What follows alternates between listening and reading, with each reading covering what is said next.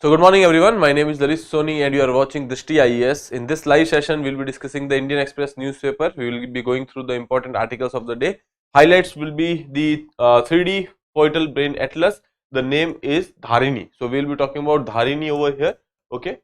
And then we will be moving to the next one, that is President's power to pardon. Now recently, outgoing President, that is Joe Biden, he has basically given the pardon to his son in some cases over there, and other than that also he is considering to given preemptive pardons in USA.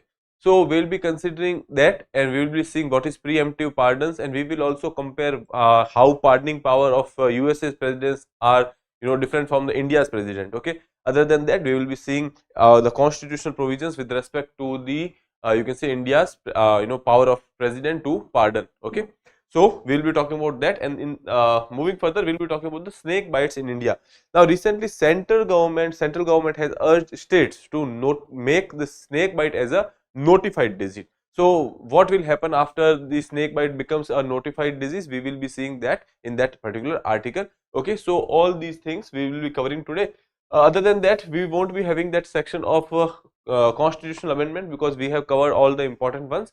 Now from the next weekend, let's say from the Monday, we will be starting a new section that would be either related to your PYQs or with the geography revision, okay. In the geography, we will be focusing on specific features, like let's say starting from the sum of the maps, we will be going through the geographical features.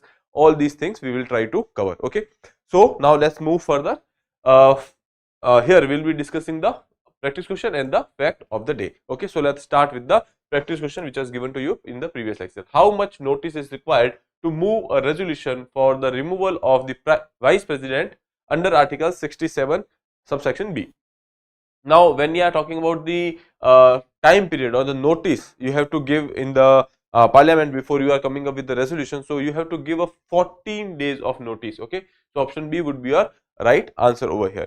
Now moving further, all the classes of the TIS Mukherjee Nagar has shifted to Noida sector 15. Other than that, we are starting new batch over here for English medium from 12th of December 6 p.m. okay. That is the address is given 171/2 block A sector 15 Noida. For more information you can call on this number which is given on the screen 9311406440.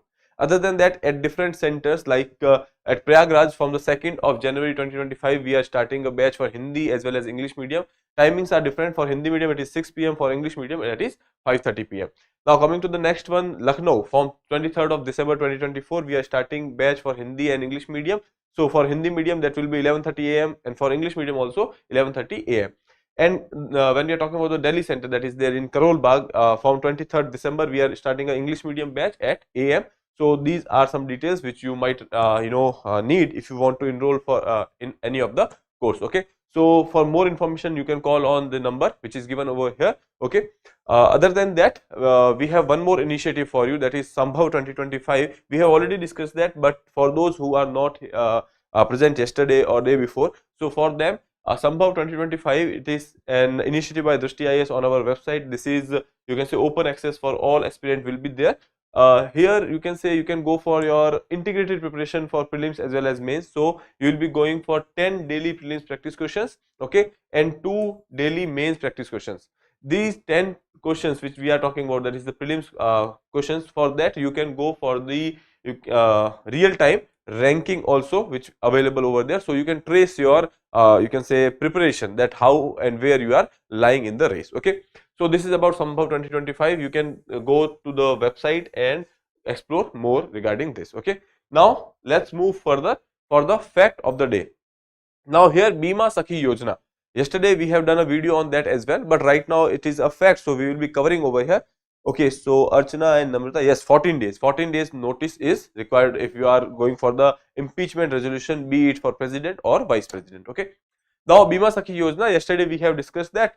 Yesterday we have come up with the video over there. Now we are going through the brief facts over here, okay. The Prime Minister recently launched Bima Sakhi Yojana of Life Insurance Corporation, that is of LIC, with an aim to provide jobs to 2 lakh women, reinforcing the commitment towards the woman empowerment and the financial inclusion. So here they will be generating or giving 2 lakh jobs to the women, okay. So that is one important factor, Bima Sakhi Yojana, okay. Now LIC's Bima Sakhi is a stipend based program. Stipend based program means that you will be given some kind of monetary incentives as well, exclusively for women, offering specialized training and financial support for a period of 3 years. Eligibility would be women aged between 18 to 70 years who have completed their 10th graduation. So a woman who has completed the 10th graduation can enroll in this particular Yojana. Okay, some specifics if we talk about, each Bima Sakhi will earn monthly stipend of 7,000 in the first year, 6,000 in the second year and 5,000 in the third year. Additionally, they will be getting commission on the whatever insurance they are doing. Okay, so women agent get to earn commissions based on the insurance policies they secure. Other than that, after training, they can serve as the LIC agent, and the graduate Bima Sakhis have opportunity to qualify for being the for being considered for the developmental officer's role in LIC. So basically, it is an you can say employment which has been given to women. Okay, and here they are saying that if she has passed the 10th class and she is between the age bracket which is there 18 to 70 years, in that case she will be giving she will be eligible for this particular job. Stipend will be there 7,000, 6,000 and 5,000 in the respective years. And when we are talking about the permanent jobs, she will be considered for the LIC agent and for the development of officer role in LIC if she has completed the graduation. Okay, I hope that is clear. Now let's move further and start with today's discussion, that is the president's power to issue pardon in the United States and in India. Now we will not go into much details that what is happening in USA. Right now we will be just focusing that recently Joe Biden, who is the outgoing president and his term is about to end. So before ending the term or before going out of the office, he has made sure that he will be securing the future of some of his allies. Okay, so first he has gone for the pardon to his son. Earlier he has said that he will not interfere in the legal proceedings, but ultimately right now he has given pardon, and now he is considering giving pardons to other allies as well, like Kamala Harris, etc. Okay, so here let's see. Earlier this month, US President Joe Biden issued a full and unconditional pardon for his son Hunter Biden, who was awaiting sentencing in the case related to tax evasion and lying about the drug and while buying a handgun. Okay, so basically there are certain cases, narcotics was involved, arms act was also involved, but he has pardoned him. Okay, now American media has reported that the president is now considering a series of preemptive pardons. Preemptive pardons means that before the sentence is given, there is a crime that has been committed, and before the sentence is given, pardon has been given by the president. That is preemptive pardons. Okay, so considering a series of preemptive pardons for allies, including Vice President Kamala Harris, the idea is to shield his allies from vindictive arrest and prosecution when President-elect Donald Trump assumes office. Okay,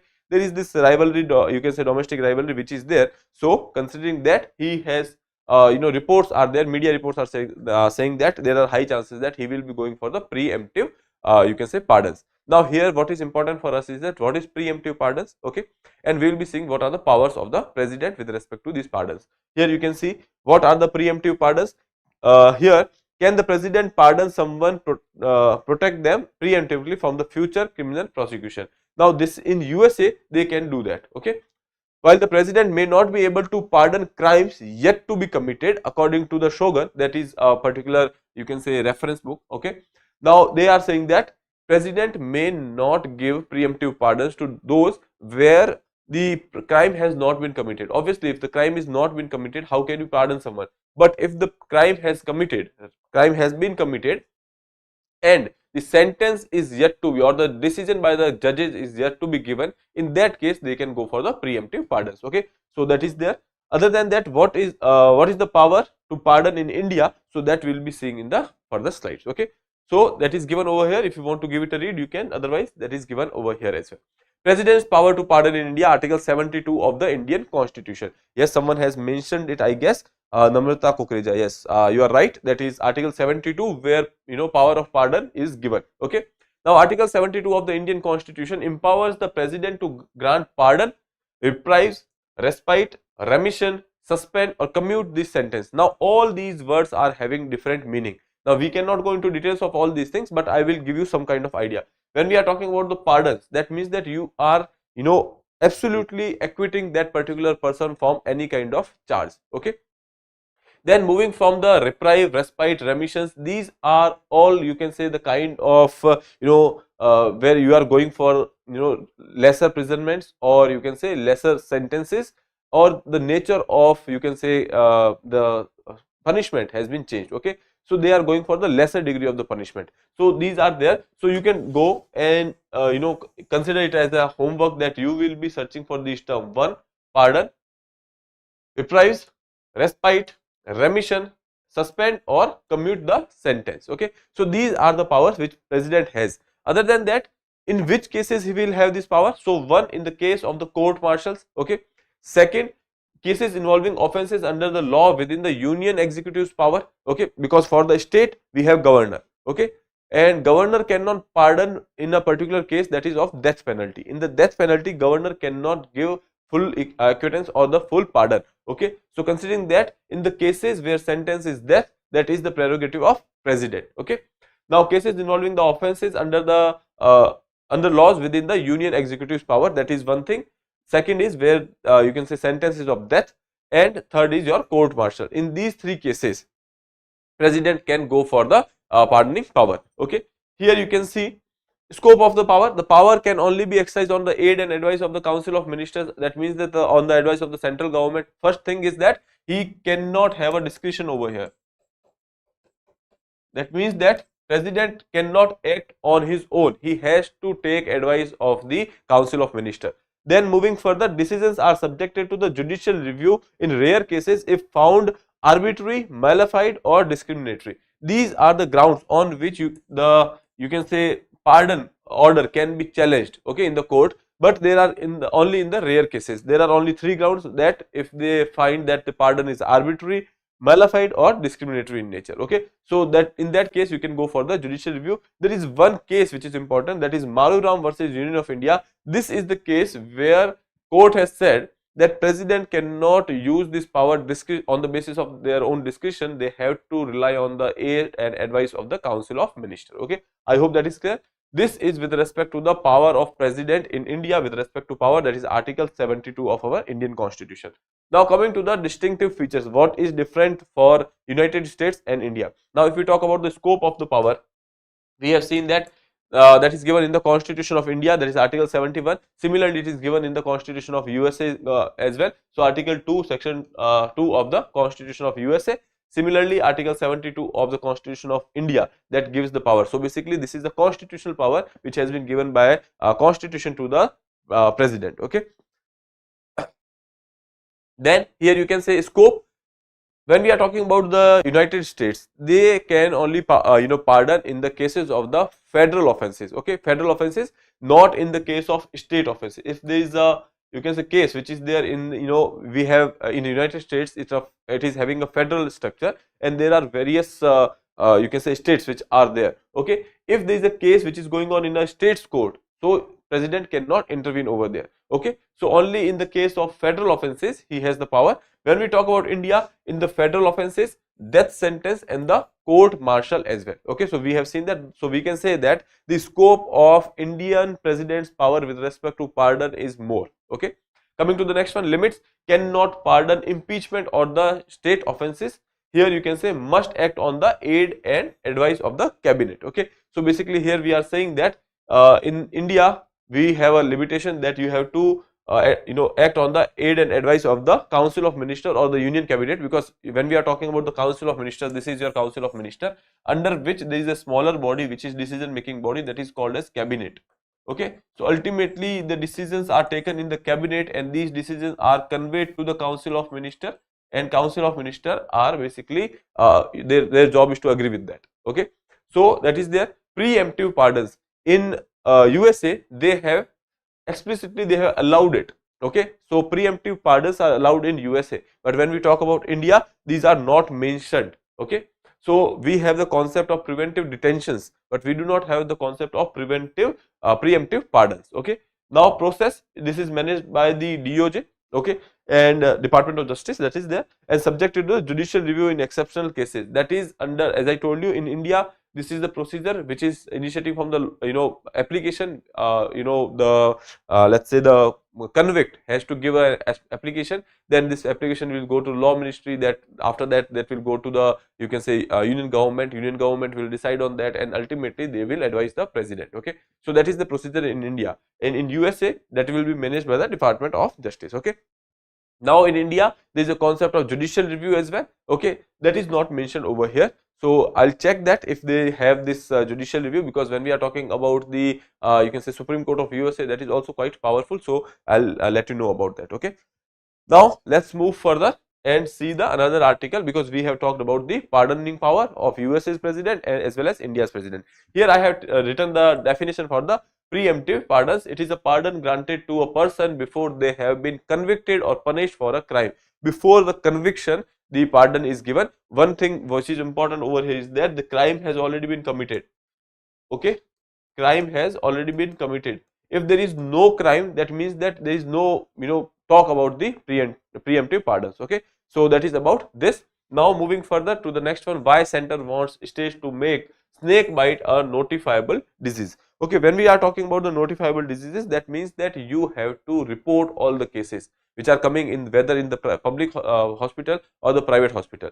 If it is a notified disease, that means that there will be a record. If you are recording it, that means you are sending the record, that means that there is a data which is created.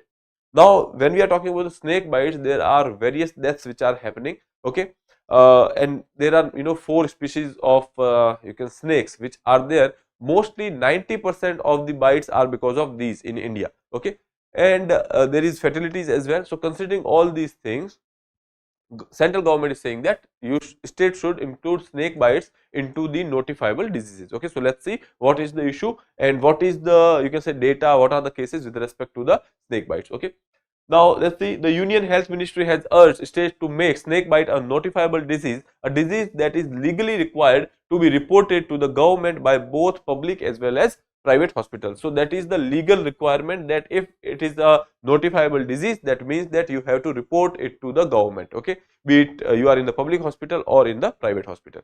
Then moving further, snake bites are the major public health challenge in the country. Some 3 to 4 million cases, 3 to 4 million, we are talking about 30 to 40 lakh people every year, they are, you can say, victims of the snake bites, and out of which estimated 58,000 persons die annually. Okay, nearly 58 to 60,000 people are dying every year because of the snake bites. So that is the gravity of snake bites, and that is why it is important that we do something about it. Okay, now National Action Plan for Prevention and Control of Snake Bite, that is A venoming. So here you can see that is NAPSE, that is a, you can say, initiative by the government, that is National Action Plan for Preventive and Control of the snake bite venoming. Now when we are talking about this term venoming, okay, so basically that is related to the snake bites only. Now coming to the next one, that is the what is the aim of this particular initiative, that is we have to decrease it to 50%. We have to decrease the snake bite deaths by 50%. We are saying that on average 58,000 people are dying every year. We are trying to reduce it to half of that by 2030. Okay, and in that particular process, the central government or this particular initiative has recommended that you should go for the making this particular disease as notifiable disease. Okay, now which type of diseases are considered as notifiable? Usually infections that are likely to cause outbreak, lead to death, and those that need to be investigated quickly to take appropriate public health major actions. Okay, so basically they are saying that some kind of, if there is a risk of outbreak, if there are risk of death, other than that, if that is something which has to be investigated quickly to respond, in that case you can go for the you can say that these particular diseases are can be notifiable.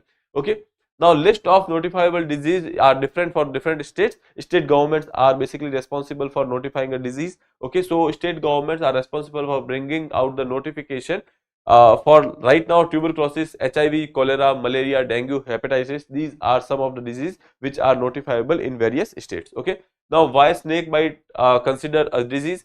Now snake bite can lead to an acute medical emergency that required immediate care, can cause severe paralysis that can prevent breathing, and can lead to the fatal hemorrhagic or the, it can also damage different tissues of the body. So basically they are saying that this is a fatal, or you can say this is, when we are talking about the snake bite, it can lead to death as well. Okay, it require, emergency response, it can lead to paralysis, it can lead to hemorrhage as well. So considering all these things, we are saying that it can be considered as a disease. Now snake bite need to be treated with the anti venom, which is to prevent the death and the serious symptoms. Now snake bite is there, so obviously they will release venom, that is the poison which snakes has. So for that you need to have a anti venom. From where you can get the antivenom? So basically from various species of the snake we are extracting the antivenom and we are processing that in the labs. Okay, now there are more than 310 species of snake in India. 66 of them are venomous. Okay, they are poisonous. 42 are mildly venomous. Now venomous, 23 snake species of the medical importance, as their venom can kill you. Okay, so there are 23 species which are considered as the of the medical importance, because they can have the, you can say, power to take life. Okay, so these are some data which you don't have to remember. Okay, now 90% of the snake bites in countries are caused by big four, that is Indian cobra, common krait, Russell's viper and saw scalped viper. Now these four, you can say, you can remember, because these are the four which are responsible for the 90% of the snake bites in India. Okay, so you can please note these four, that is Indian cobra, common krait, Russell's viper and saw scalped viper. Okay, now polyvalent anti-venom contain venom from 4 species and it is effective against 80% of the snake bites. So what they are doing is that you cannot go for the 310 species of the snake and take their venom and make the antivenoms. Okay, so what they are doing is that they have made a polyvalent anti venom. That means that they have extracted from different species and that is effective on 80% of the other species as well. Okay, so they are going for the polyvalent antivenom. Here you can see polyvalent antivenom contains venom of all 4 species which are present over here and is effective against 80% of the snake bites, because 90% of the snake bites are because of these 4. So they have taken the antivenom from them as well. Okay, why does the center want snake bite to be made notifies?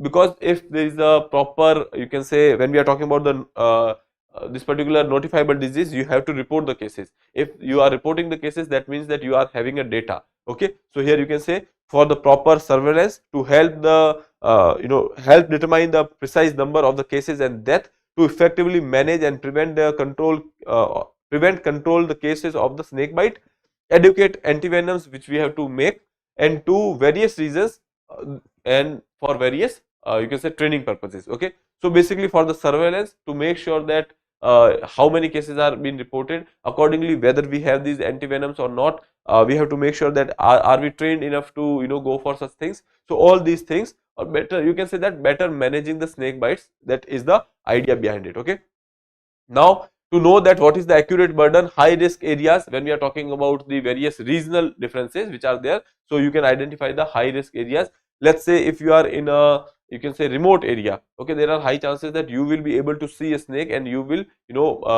defend yourself. But if you are in a forest area, so there are high chances that you will be get bitten by the snake. So that these are the high risk areas. Okay, factor responsible for the death of the snake bite victims, improved clinical management. So these are all the reason because of which the central government wants that the snake bite should be made notifiable disease. Okay, now in the areas like densely populated area, low altitude agriculture areas in the states like Bihar, Jharkhand, Madhya Pradesh, Odisha, Uttar Pradesh, Andhra Pradesh, Telangana, Rajasthan and Gujarat, here you can see that most of the snake bites are happening in this particular region. Okay, now what are the challenges in treating the snake bites? First is the treatment. Okay, here you can see snake bite victim either do not reach to the healthcare center in time or do not go there at all. There are various areas wherein you don't have the healthcare facilities. One thing. Second thing is, if at all you have it, it is far enough, or people are very skeptical about these things as well. Okay, or they will go for the you can say the home remedies as well. So considering that, there are high chances that they might not get the proper treatment. Other than that, staff at the hospitals are not adequately trained, and that is why government want to notify it as a notifiable disease and then go for the training as well. Okay, so that is there. Test for confirming the snake bites are not available, so this is another concern. Antivenoms, when we talk about the antivenoms, so there is one particular tribe which is there in Tamil Nadu, that is Irula tribe. Irula tribe, please remember the name of this particular tribe. This is from the Tamil Nadu, and they are basically extracting venom from the snakes. Okay, and we are getting the venom from them and we are creating antivenoms. Okay, so here you can see the almost all the venom that is used to develop antivenoms in the country comes from snakes caught by the Irula tribe, who lives in the state of Tamil Nadu, Karnataka and Kerala. Okay, this is the major challenge, as the biochemicals constituent and the effect of the venom from the same snake species may differ based on the geography. So basically they are saying that the effect of the venom can be different in different places, that can depend on the geography as well. So if you are extracting particular venom from a particular area, that is of Karnataka, Tamil Nadu and Kerala, the effect which it is having in that particular place, that can be different in the, let's say if you are treating a snake bite in Jammu and Kashmir. Okay, so that is also a challenge. Different results, when we are talking about the, if results are different, so we cannot go for making such antivenoms. Okay, now poor immune cross neutralization and the toxicity neutralization. So basically they are saying that if you are in a different place, so neutralization or the neutralizing the, or you can say making the snake bite neutral, that will be different for different reasons. So that is a cause of concern as well. Now studies also shows that the venom potency change with the age as well. Venom potency means that if a snake is biting at the, you can say, young age, they will have more venom, they will be more harmful. Okay, and in the older age they will be having lesser venom and they will be less harmful. So that is the venom potency which will be there. Okay, so considering that, here one example is given, Russell's viper. We have seen that there are 4 species, one of them is Russell's viper, and when we are talking about the Russell's viper, in the neonatal stage or in the early stage, these particular species have more venom, they are more toxic. Okay, then coming to the next one, here you can see there are also local snake species such as the banded krait, monoclad cobra and the green pit viper in the northeastern region, against which the commercially available antivenoms does not work. As I told you, these antivenoms you can say work in Kerala, but there might be a chance that this will not work in northeastern region. Other than that also, we are extracting venoms from particularly 4 species. There are local variant of these species which are there, let's say in the northeast region, against which this venom will not work. Okay, so ultimately we are saying that regarding few of the species we do not have the antivenom as well. Okay, now due to these limitations of the antivenoms, we are having some troubles with the treatment as well. Now next is the venom connections. As I told you that these venom connections are happening from a particular tribe, so we can go for the zonal connection as well. Zonal collection. As I told you, regional differences can be there. So considering those regional differences, we can go for mapping, you can say, wherein we can map the similar areas of where the similar species of the snake is found, and then we can extract venom in that particular region only. Okay, so that it can be effective. So let's say if there is something which is happening in the northeast region, so we can extract the venom from the snakes which are there in the northeast region. But there is one problem, that snakes are protected under the Wildlife Protection Act 1972, because of which we cannot go for extraction of the venom as well.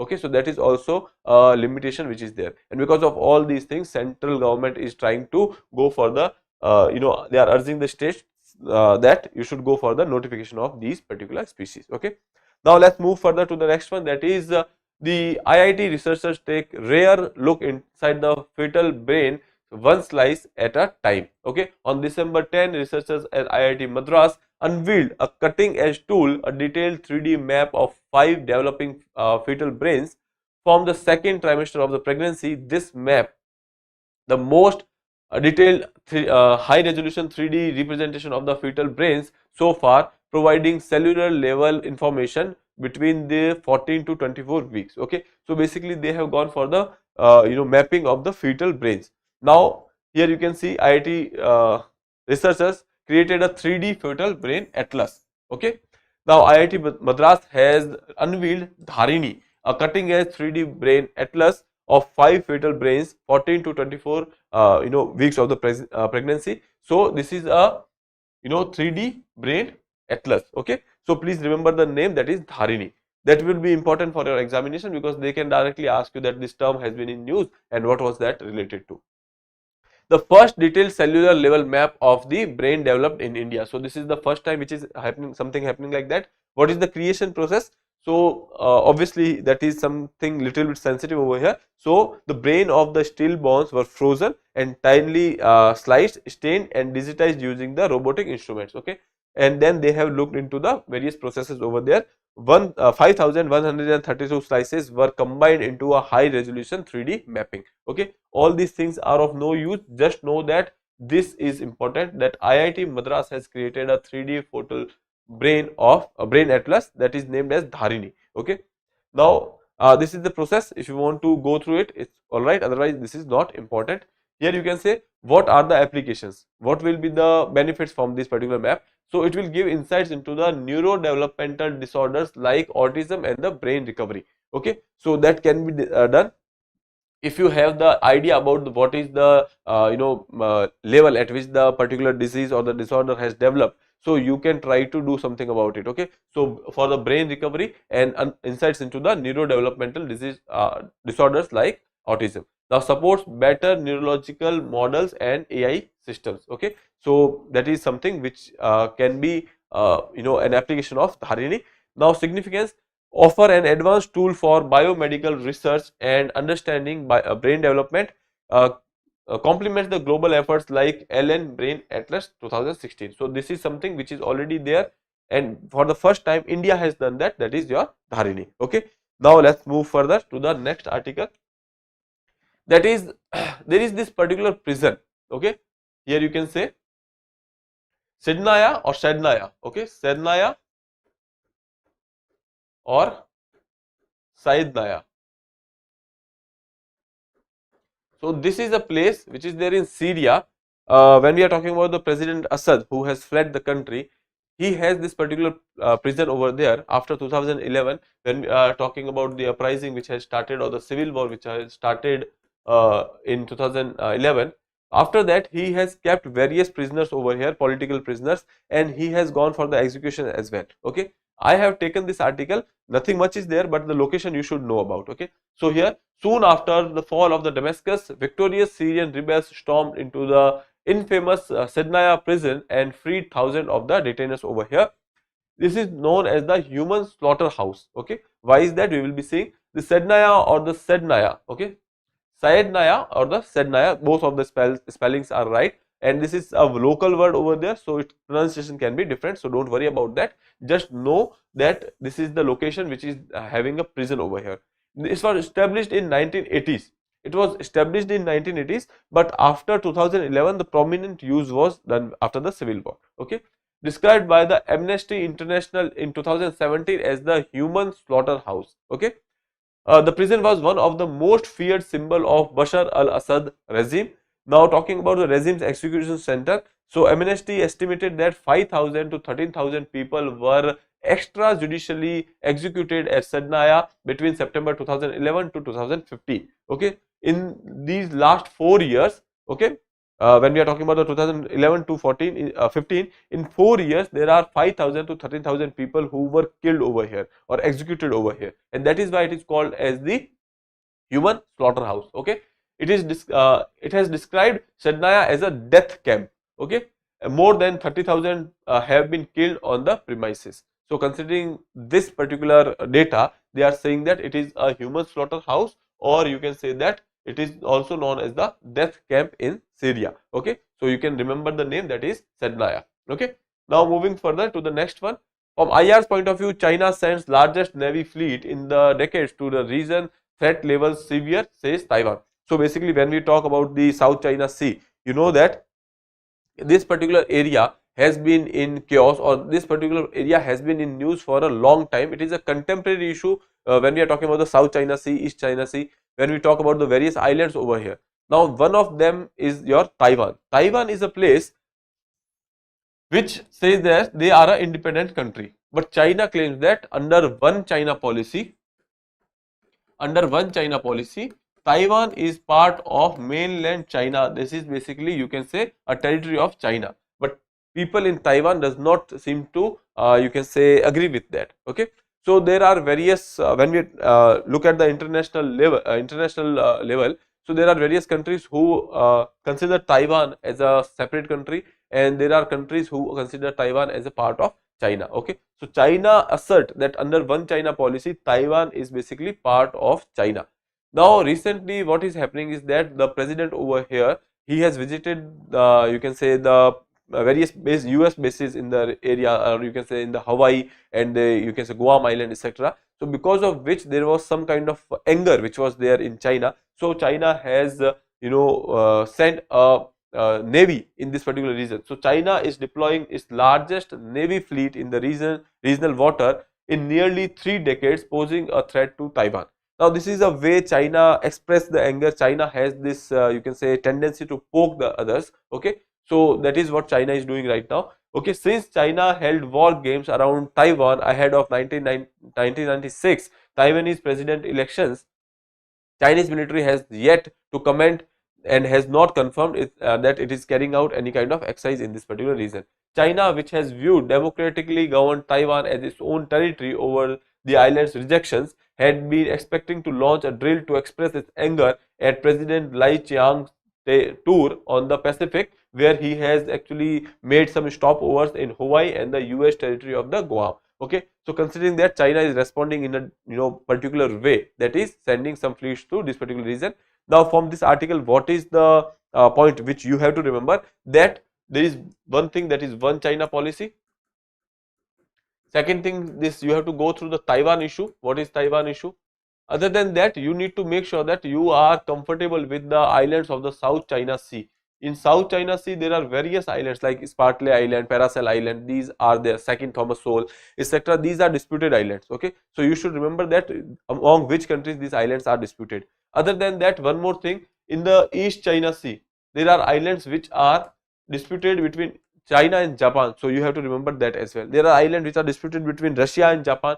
Okay, so all these islands you should remember. Okay, now this is about your IR section. Over here for your own read, there is this article, engaging with Bangladesh.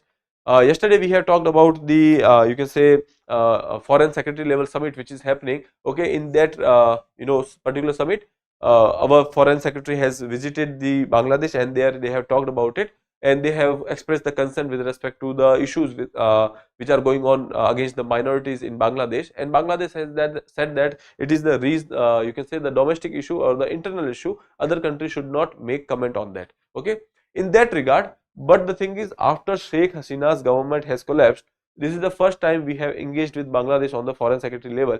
So this is kind of indication that we will be going further with the government which is there in Bangladesh, and we'll try to make our ties better over there. So that is the effort which has been you can say taken. So you can go through this particular article. All those students who are of the PSIR optional, for them this article can be even more important. This particular author, Shubhajit Roy, he writes good articles in you can say Indian Express with respect to the foreign policy and international relations. So you can go through that. Okay. Now with that, we'll be moving to the last section, that is basically your practice question. Before that, I'll go through the comments if you have any kind of doubt. What is the timing? Timing is generally 10:30, but 10:30 to 10:35, that would be the timing. Okay. So is there any benefit of making it notifiable disease in respect of the medication in hospitals? So yes, as I told you, that because of these antivenoms and the availability, etc., and the surveillance, if it is a notifiable disease, so government can have data. If government has data, they will be understanding the requirement. Accordingly, they will be able to go for the production of the antivenoms and the, you can say, buffer stocks, etc., that can be maintained in the hospitals. Okay, so yes, there are benefits of that. Okay, anyways, question is, the term Dharini was seen in the news recently. It is a high resolution brain atlas of developing fetal brains, a robotic instrument for neuroimaging, a brain surgery stimulation tool, a study on the adult brain disorders. So you can attempt this question and answer to me in the comment box. With that, I would like to take your leave. I'll see you in the next episode. Till then, have a good day. Thank you, and please subscribe the channel.